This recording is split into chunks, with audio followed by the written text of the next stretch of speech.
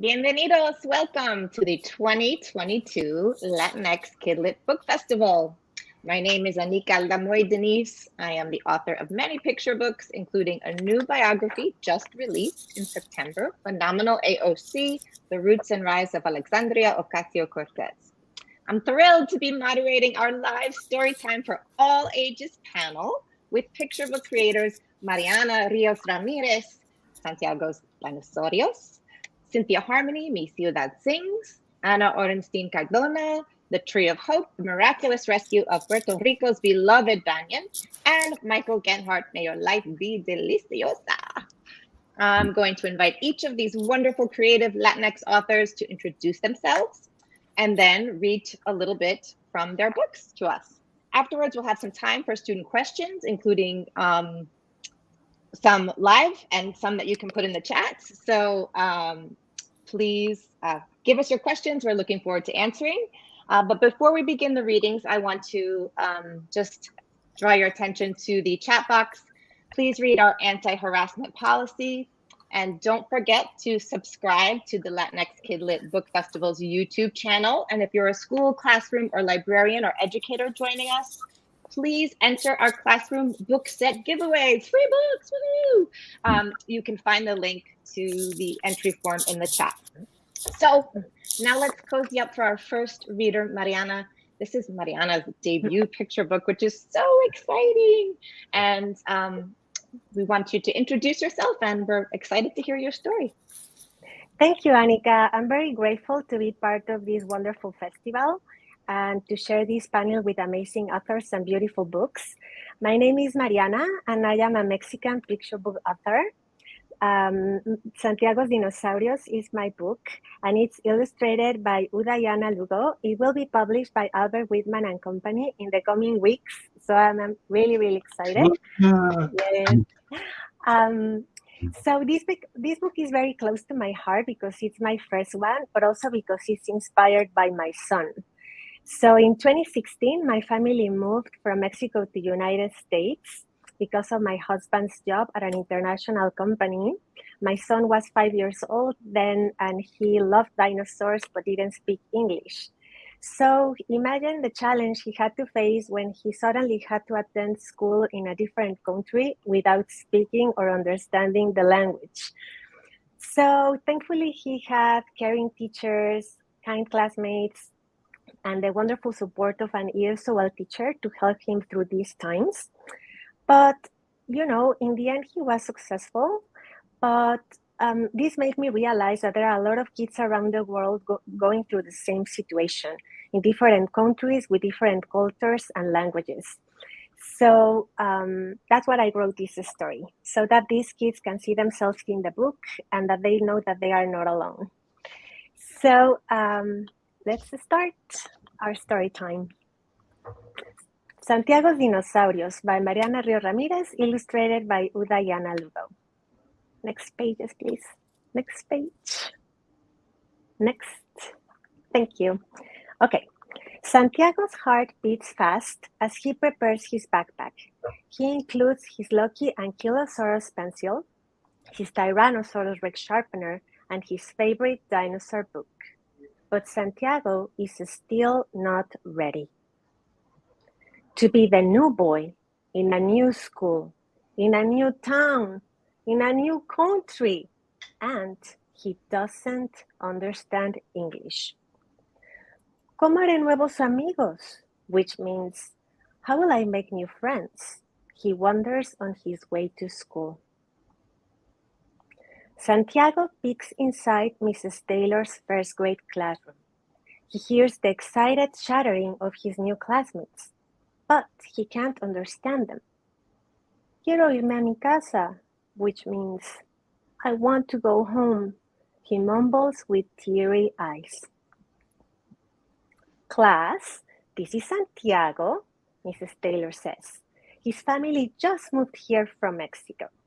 Santiago feels like a dinosaur fossil in a museum as 15 kids stare at him. Hey, sit here, a boy waves and then points down to an empty chair beside him. Like a T-Rex rushing after its prey, Santiago hurries to sit down. Me llamo Santiago, which means my name is Santiago. I'm Riley. Welcome to our class. Santiago doesn't understand or know what else to say. He has a Brachiosaurus-sized problem. During library time, Santiago enjoys the pictures in a book about Jurassic period. That dinosaur's huge, Isaac whispers. Es un diplodocus, Santiago mumbles. Tiene cuello largo y come plantas, which means it's a diplodocus. It has long neck and eats plants. Isaac shrugs. I don't understand.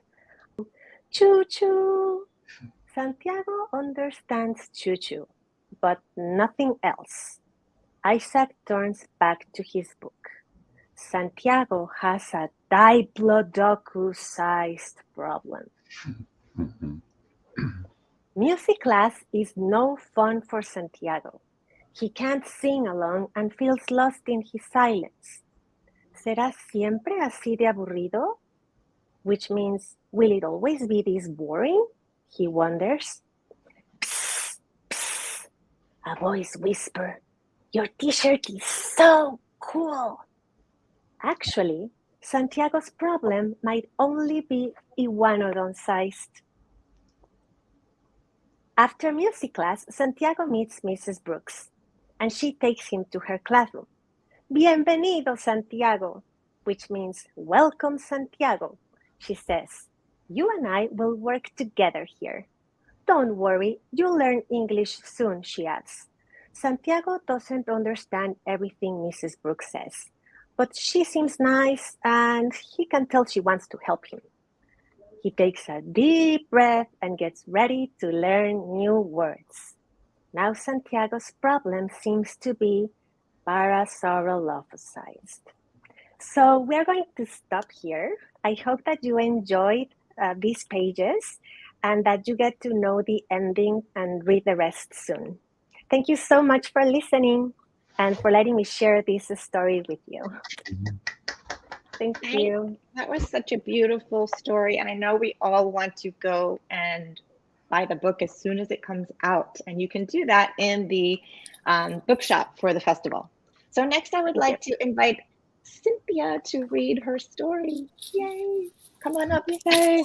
Hi, everybody. I'm so happy to be here at this year's festival and joined by these wonderful authors and celebrating these books that came out this year. They're all amazing. So I'm just going to introduce myself real quick. I'm Cynthia Harmony.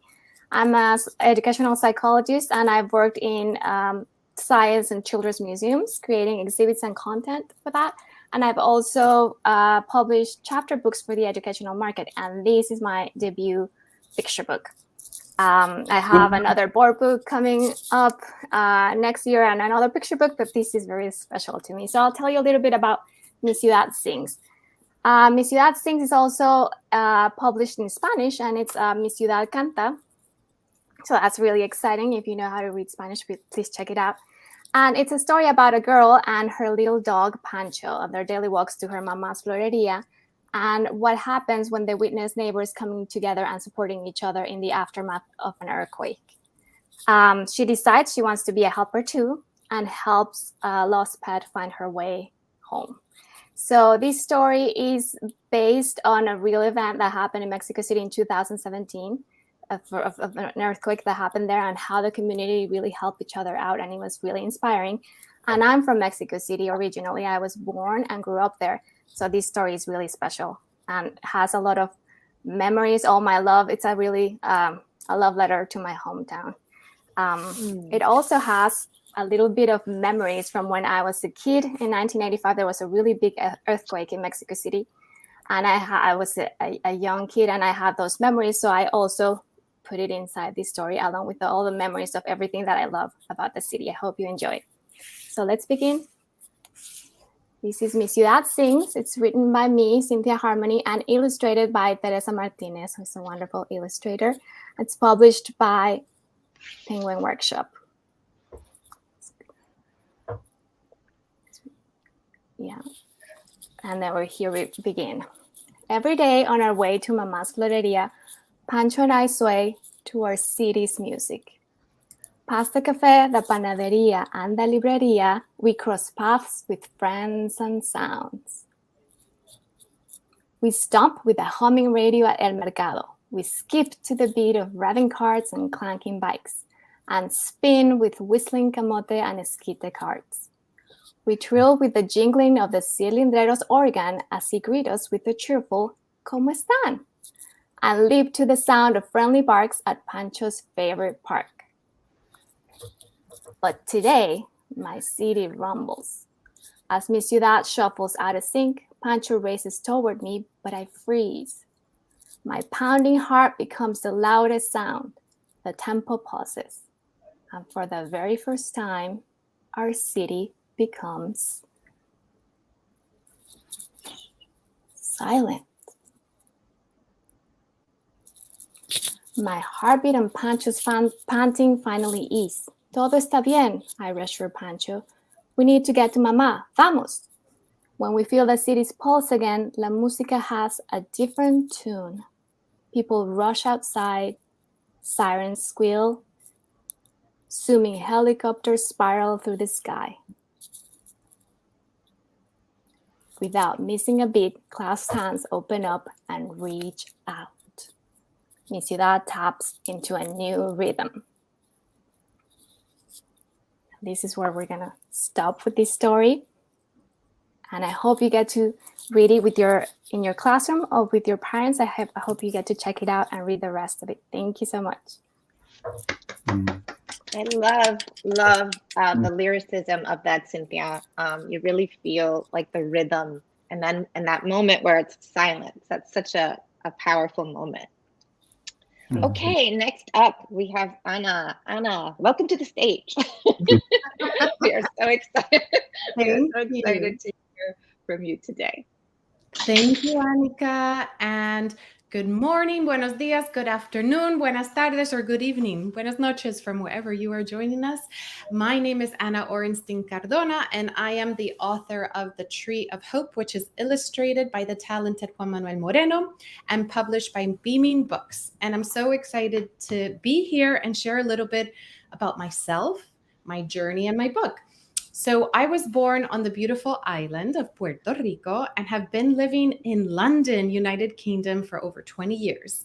And now that I started my own business in financial education and have become a writer, I have more geographic independence, and I'm trying to spend the most time I can in my beloved country of Puerto Rico with my loved ones. And I just wanted to share that so that you know that you can always pivot in life. If you are dedicated, continuously build your skill set and keep learning every day. So before I read a few pages of The Tree of Hope, which is inspired by a true story from when Hurricane Maria devastated my country in 2017, I want to talk a little bit about hurricanes, huracanes, Puerto Rico, and banyan trees, as they are the main characters in the book. So even though we can't see you, I want you to raise your hand if you know what a hurricane is. And now I want you to raise your hand if you've ever heard of Hurricane Maria. And I'm sure a lot of you are probably raising either one hand or both hands because we've had a lot of hurricanes lately that have been in the news, right? But just in case you are not aware, hurricanes are naturally occurring phenomena in the tropical region that are caused by a few factors, such as warm sea, surface temperatures, light winds in the upper atmosphere, and moisture. So what happens is when a tropical storm gets winds that are 1 minute that are 74 miles per hour or more, it becomes a hurricane, okay? So remember that number, 74 miles per hour sustained winds. That's when a storm becomes a hurricane. And hurricanes cause a lot of devastation because they have severe rainfall, they have heavy wind, they cause storm surges, landslides, flooding. And one of the reasons Hurricane Maria in particular caused so much damage in 2017 when it hit Puerto Rico and some of the other Caribbean islands was because it was a Category 4 hurricane, which means that the winds were super high. They were between 130 to 156 miles per hour. But in addition to that, Hurricane Maria was a very slow-moving hurricane. So most hurricanes will move over a region in around 18 to 20 miles per hour. And Hurricane Maria was only 10 to 12 miles per hour. So what it meant is that there was more rainfall, which then caused more flooding and more landslides. And the damage was so bad that people on the island lost electricity and power for months. And that's heartbreaking. Imagine not being able to have electricity or water for so long. But what is incredible is that the Puerto Rican people united and helped one another in community. And together they never lost hope. So give me a huepa if you've heard about Puerto Rico. Huepa! Puerto Rico is a Caribbean island and an unincorporated territory of the United States. We speak both English and Spanish as official languages on the island, and all Puerto Ricans are US citizens. Our capital is San Juan, and there's roughly around 3.2 million people on the island and around 5.8 million Puerto Ricans on the mainland. You may very well be from Puerto Rico or have a special friend that is. And finally, I want to talk about the banyan tree that is the main character in the book, which is it is located in Old San Juan, El Viejo San Juan. And this is a little crochet banyan tree that my friend, who's a fellow writer, made for me. And as you can see, what's really special about banyan trees, I'm going to teach you the most important characteristic. And it is these aerial roots that hang from its branches. Because what happens is banyan trees tend to be very large. The banyan tree by the gate of San Juan weighed 30,000 pounds before Hurricane Maria hit. And what happens is these aerial roots will hit the ground and slowly help the trunk to expand. That's why the trunk looks like a knotted system, right? And that's because if the tree just depended on the roots on the floor, it would topple over because the trunk wouldn't be wide enough to keep it going. So I used to play under the Hagüey Blanco, the banyan tree, in the story as a child. And the story that I will be sharing today is inspired by the true miraculous rescue after it drowned in the sea from Hurricane Maria. So I'm going to dive in and read a few spreads for you. So if we can move forward to the first page, to the first spread, that would be great. Thank you.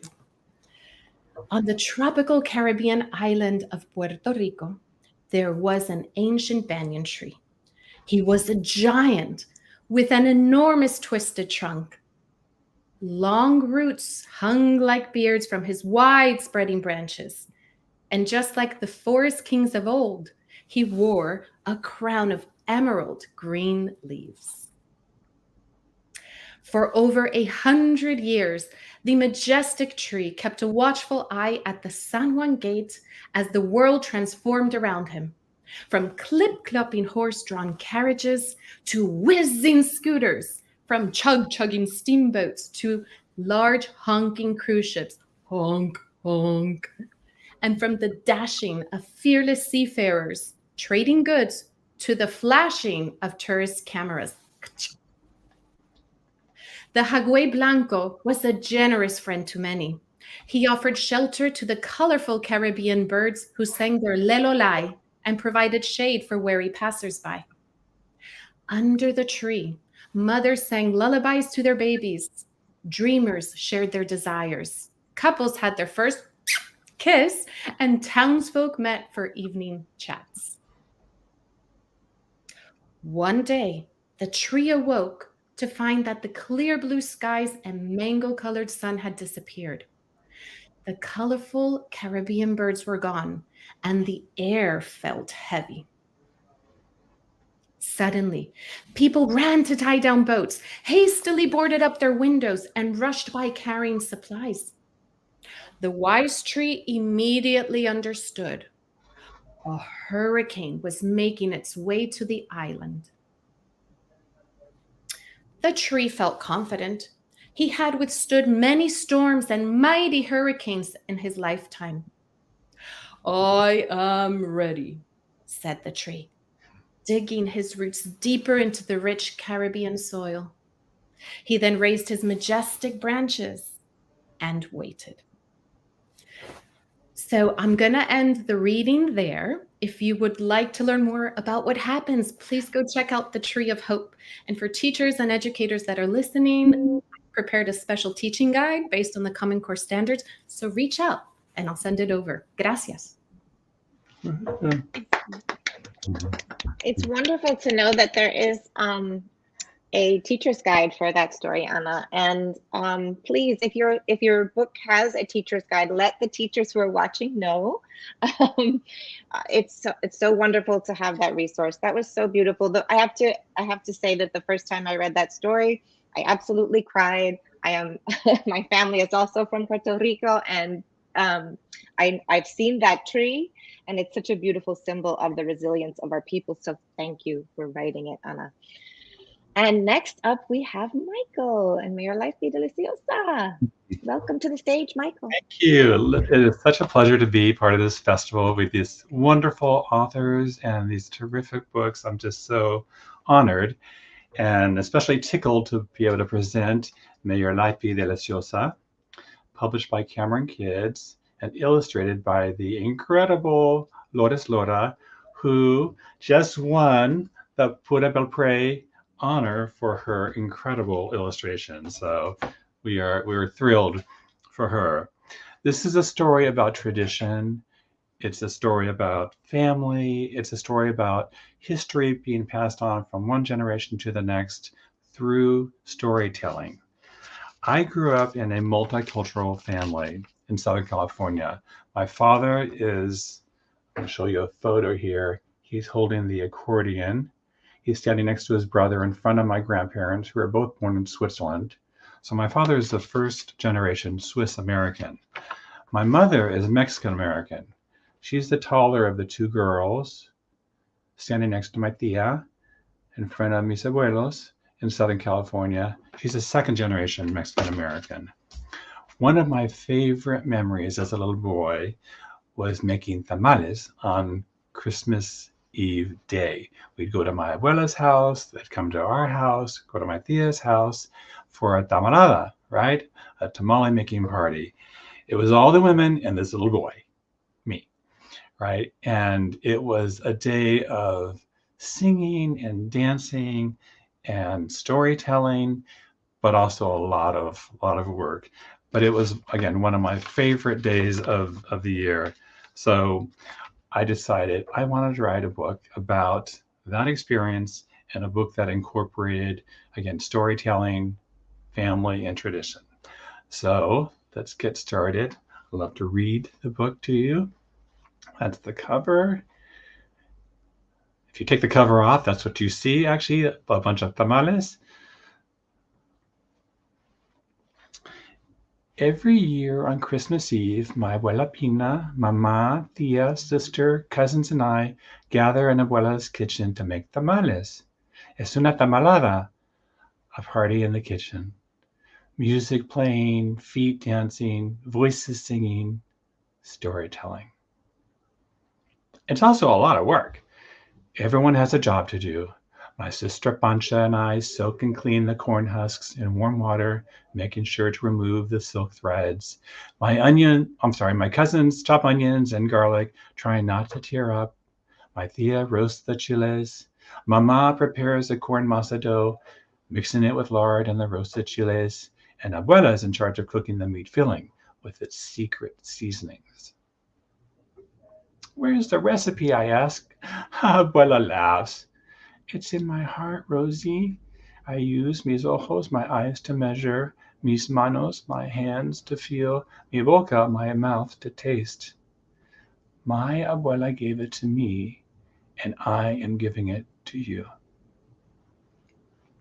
My favorite part is when abuela tells us how to make a tamale. We already know how. We do it every year. It's abuela's stories we love to hear again and again. When it's time, I shout, Abuela Pina, cuéntanos, por favor. And so she begins. You start with una hoja, a corn husk. The warm water has made it softer and easier to work with. Abuela looks into my eyes and smiles.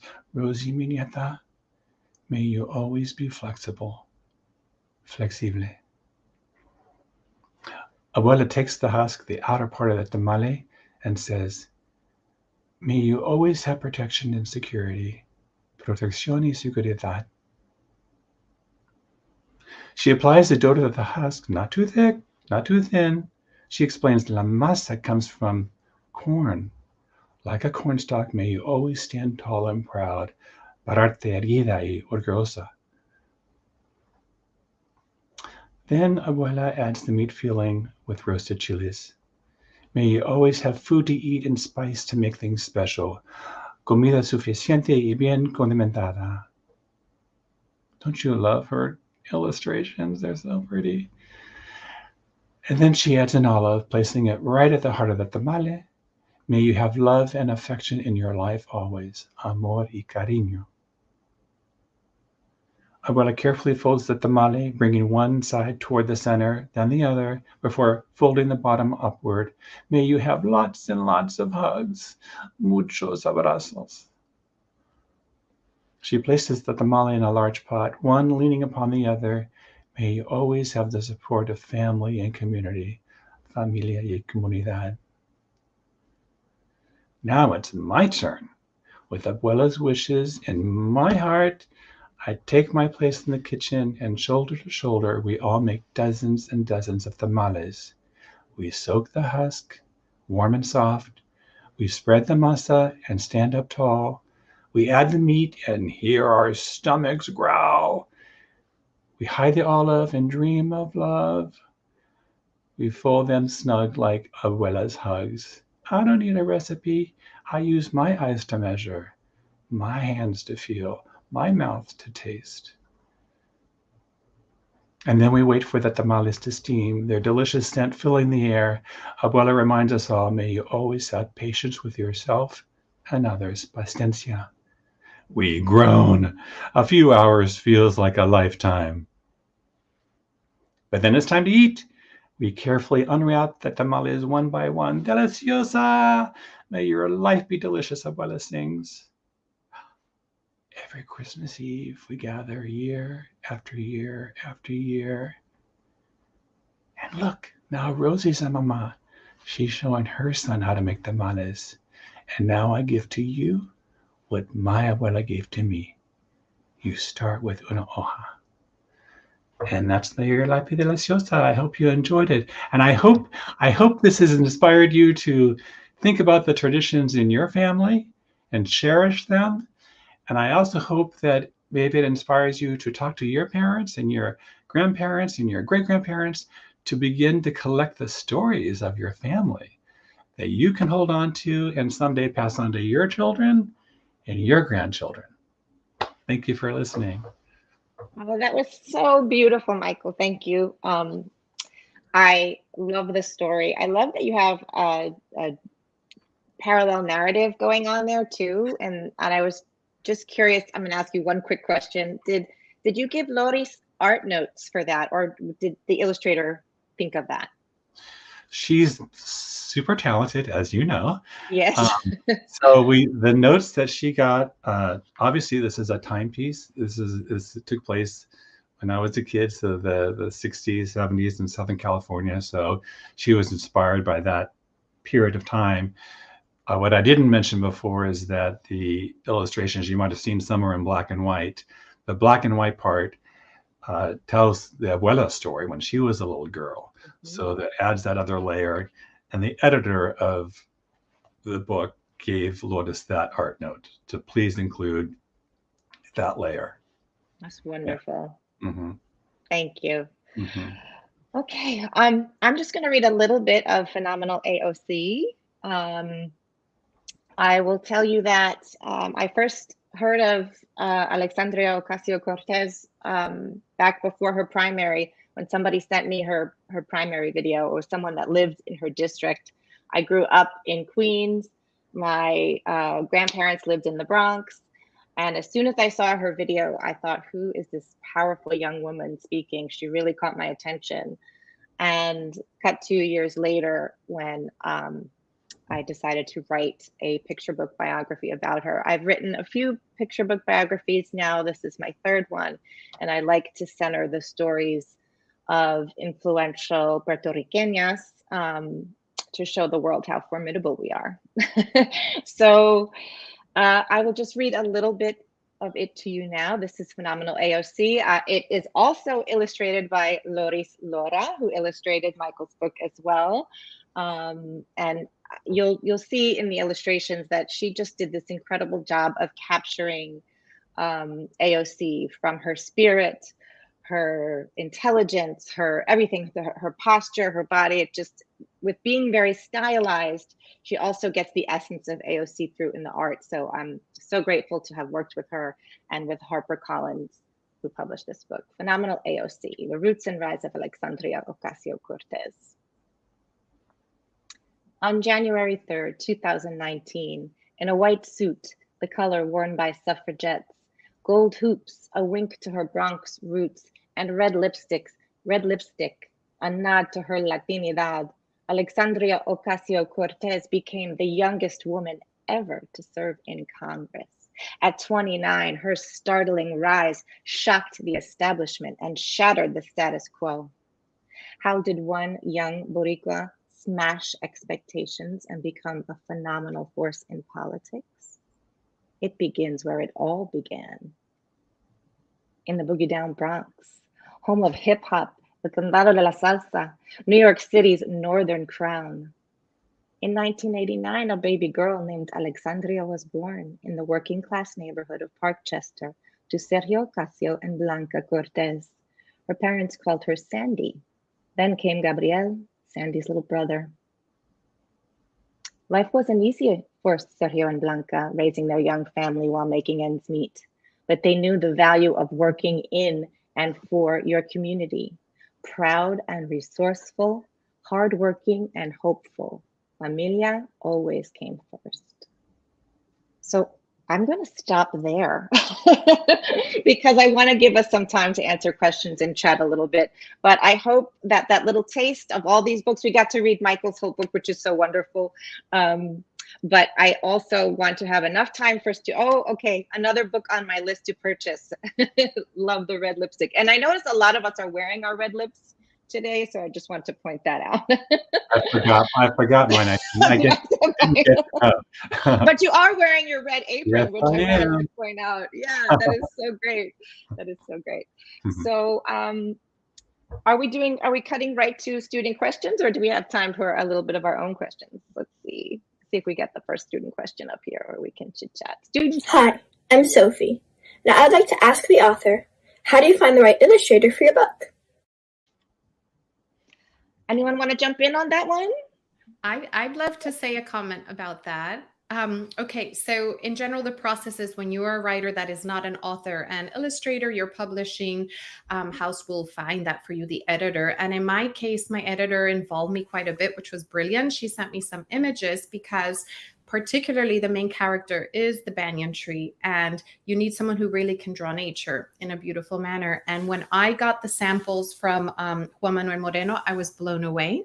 But a little something I wanted to share about illustrators and writers, let's say, working together, that even though we didn't have a lot of communication because my editor handled it all, when I got some of the proofs, I was able to add little secret codes. And so I just want to show you one image where if you see on the boat here, you see some letters on the boat. Originally, those were different letters. And I asked the illustrator, Juan Manuel, would you mind doing this instead? And so we have PR21RC, which is a little nod to our wonderful Puerto Rican baseball player and the first Latin American baseball player to be inducted in the Baseball Hall of Fame, Roberto Clemente. So what's really cool is that even though I'm not an illustrator, my illustrator incorporated some of the feedback, including cats, because cats in Old San Juan are always there. So that was a beautiful part of working together with an illustrator, even though we never got to sit side by side. So that's really cool. Thank you. Michael, did you want to say something Yeah, about I think just to piggyback on what Anna was saying, a lot of times, again, you don't get to decide who the illustrator is, although some publishing houses and editors they want to hear from you, because a lot of times when you're writing the words, you do have some idea, some pictures in your head of what you'd like things to look like. In any case, sometimes you get a list of possible illustrators, right? And you get to go through and see, oh, which one kind of captures your eye and your vision. And then you get to say, these are my top choices. Whether or not that happens is up to the publisher, but at least sometimes you are involved on that level. And as Anna was pointing out, once the illustrator is chosen, there is communication with the illustrator through the editor, not directly with the illustrator, but through the editor. So that's fun to have that back and forth. And you get to see often the sketches along the way, and you can comment on them, again, through the illustrator. Yes, I just wanted to add something real quick, if I can, to the same question about the illustrators. Like Anna and my story, they're based on real events. So I think it's also like important that either, that we don't have that contact with the illustrator, and we don't get to choose the illustrator, but we do get to have communication. So I did send like Anna a request, and I will show you real quick. It's the back cover, and it's a street vendor, which you would really see in the city. And I sent the real picture of the vendor with his card and his music and all of the food that he was offering to the illustrator as an idea, and a few other places. So that's really cool that they could incorporate that. Yeah, that's a good point. With true stories, we do a lot of research, and we can share that research with our illustrators, but they also go off and do their own visual narrative research as well. So, they check in with us and we check in with them usually. Should we take the next question? I have a question for you. How do you pick an idea? How do you get your idea? Mariana, do you want to take that one? Yes, actually, there are many ways in which you can get inspiration for a story. In my case, I sometimes go to my past, memories from when I was a child, or even when I was a teenager. I can find a way to put them in a story. My kids' experiences have also been a big influence for me, like the case of Santiago's story.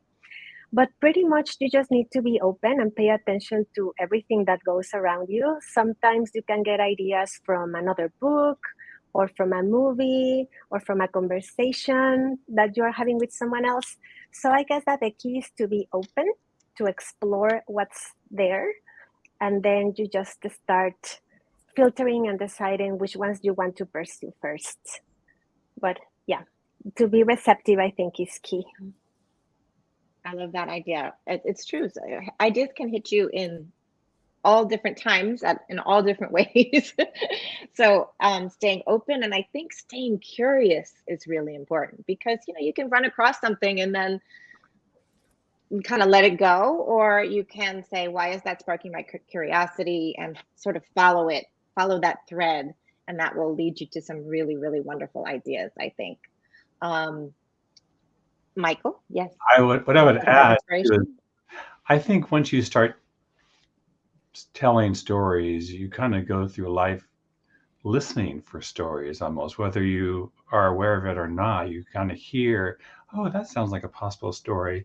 But for me, ultimately, since you spend a lot of time on a story, writing a book, what is so important is that it speaks to your heart, right? It really, really resonates. And then the trick is, how do you craft a book, a story that reaches you guys, the reader, and your heart? So it's really important that ultimately what you pick as an idea is based on a kind of heart-to-heart relationship from the writer to the reader. Oh, I love that. How about you, Anna? So since I was a child, I've loved writing stories, and it's so fun when you can look back at some of those stories. So no matter what age you are, go for it. Start writing stories. When you hear something, whether it's a tradition in your family, as Latinx creators, we share a lot of our stories have a similar thread, which is a pride in our culture. and in our people. And I think in a world which is, changing,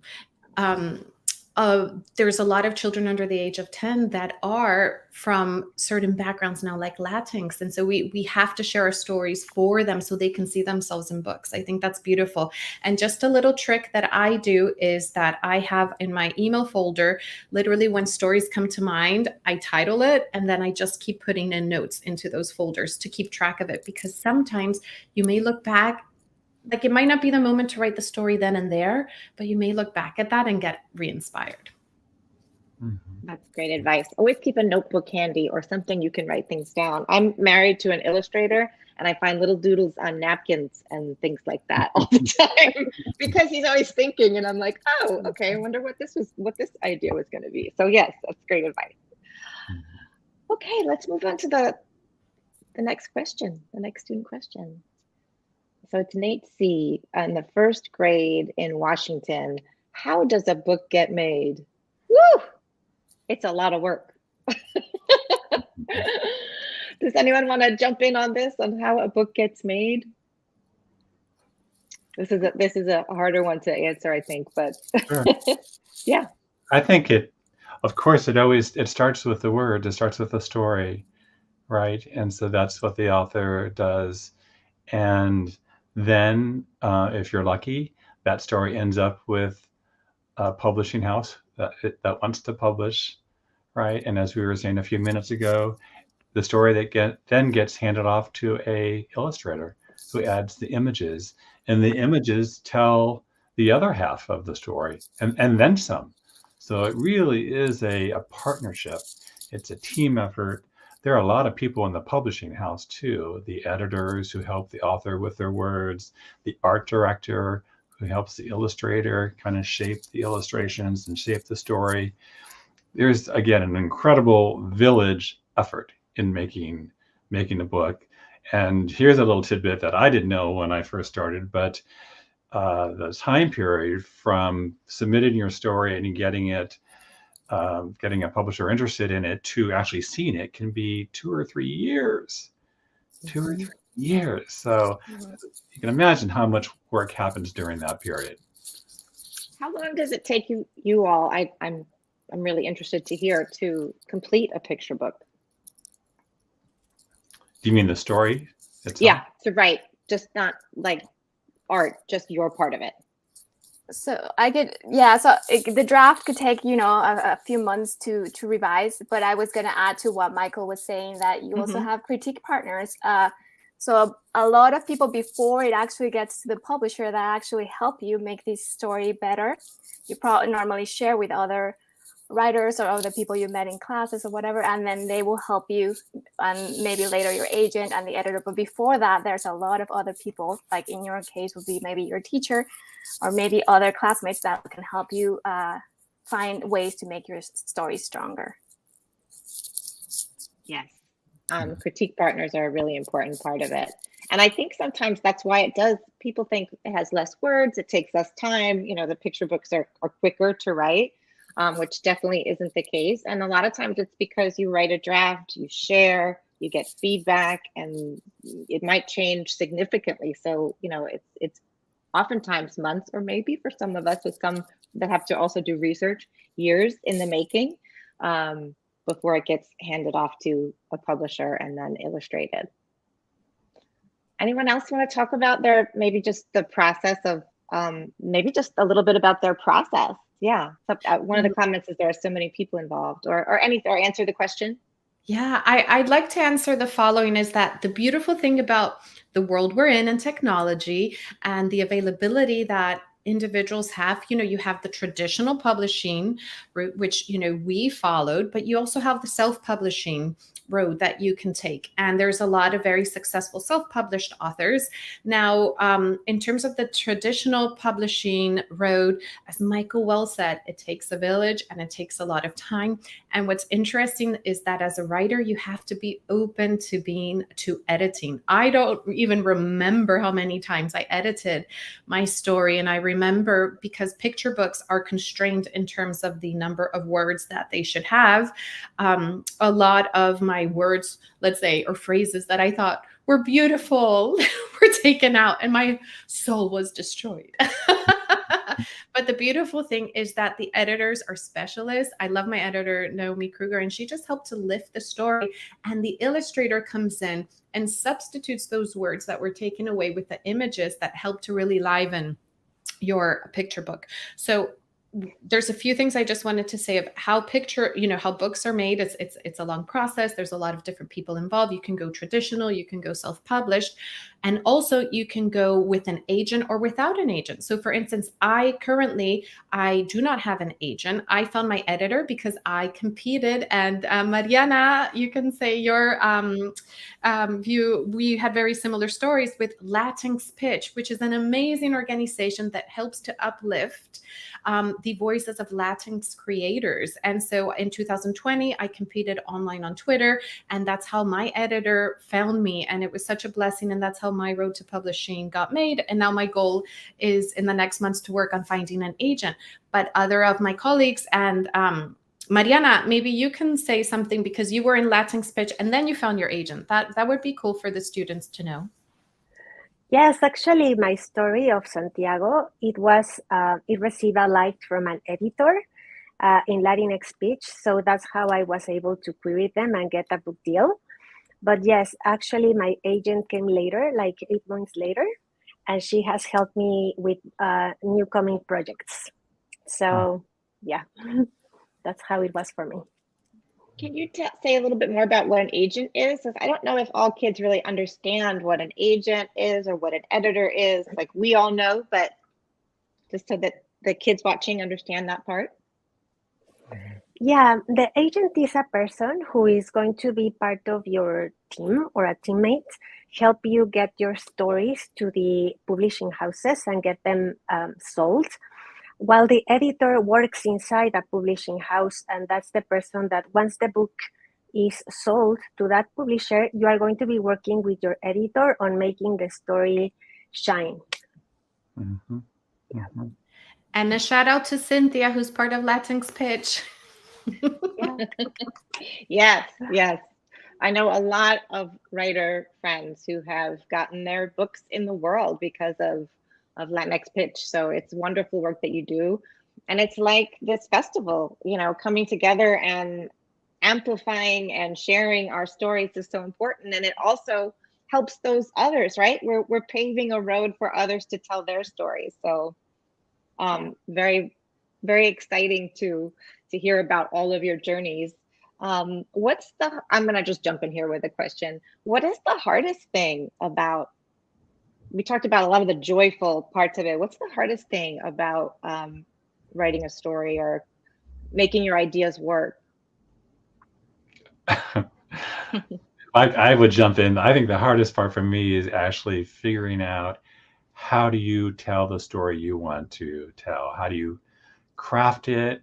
How do you decide what kind of structure to use in creating a story? So you can have a wonderful idea, but really have no idea how to tell the story. So it requires a lot of work, and it's a lot of work on your own. So it's a little lonely sometimes, although you have critique partners and all that, figuring out how to tell the best story you can. And the finished product, if it's a good book, looks easy, but it doesn't really show all of the work behind the scenes, the not so easy part, right? That's true.